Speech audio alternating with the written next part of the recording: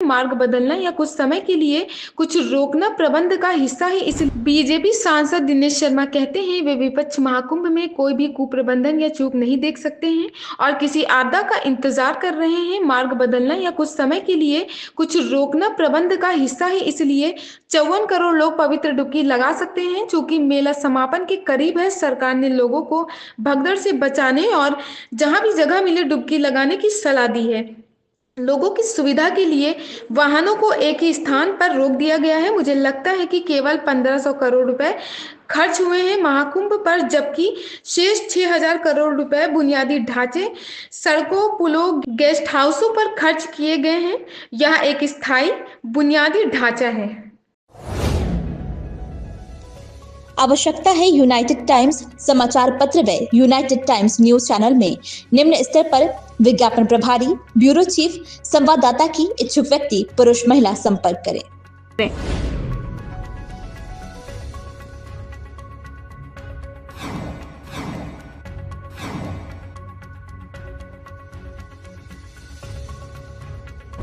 कर देंगे ये सरकार की जो विफलता देखिए, है उनको कुंभ में कमी नहीं दिखाई पड़ रही है। हमको लगता है विपक्ष शायद तलाश रहा है कि कोई दुर्घटना घट जाए। अगर सुव्यवस्था बनाने के लिए कोई नीति का नियोजन किया जाता है, संगम की तरफ से लोग एक साथ ना जाएं, सरकार इसके लिए कोशिश तो करेगी ना। अगर रास्तों का डायवर्जन करती है, किसी चीज को थोड़ी देर के लिए रोकती है, तो ये व्यवस्था का एक पार्ट है। और शायद इसीलिए इतनी सफलता के साथ आज 54 करोड़ लोग स्नान कर चुके हैं। मैं कहूंगा कि विपक्ष के लोग जब सत्ता में थे तो उन्होंने कितना क्या कर दिया था। 4, 5, 6 करोड़ लोग केवल 4 करोड़ आए थे और उनमें भी कितनी अव्यवस्थाएं आई थी। गंदगी का अंबार लगा हुआ था, कोई साधन पानी उपलब्ध नहीं हो रहा था। आज आप एक जगह में बता दें, 1 मिनट में कहीं आग लगी है तो 5-7 मिनट के अंदर वो बुझ भी गई है। आज व्यवस्था का आज जो आकस्मिक जो कहना चाहिए संकट के निदान की व्यवस्थाएं हैं, चुस्त दुरुस्त हैं। और अगर आप जैसे दिल्ली की घटना घटी, निश्चित रूप में ये दुखद घटना थी। भगदड़ मची एक जगह, तो वो भी दुखद घटना थी, लेकिन उसके बाद उसको कंट्रोल किया गया।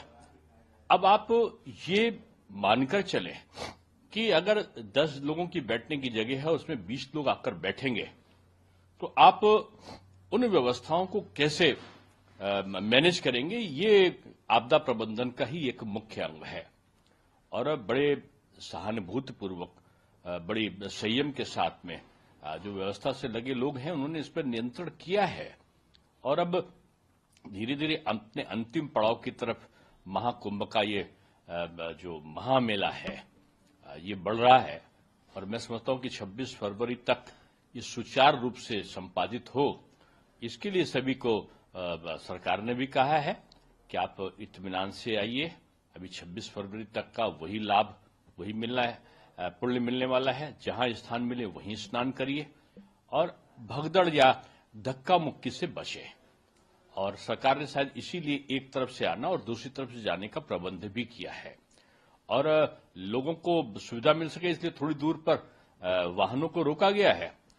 इसका मतलब ये नहीं, लोग तो आप जो कह रहे हैं कि लोगों को 5 किलोमीटर चलना पड़ा या 4 किलोमीटर चलना पड़ा, वो हिंदू धर्म को ही नहीं जानते। महाशिवरात्रि के पर्व पर आप अगर देखोगे तो लोग सैकड़ों किलोमीटर पद यात्रा नंगे पैर चलकर आकर तब भगवान भोले बाबा को अपना वो जल चढ़ा।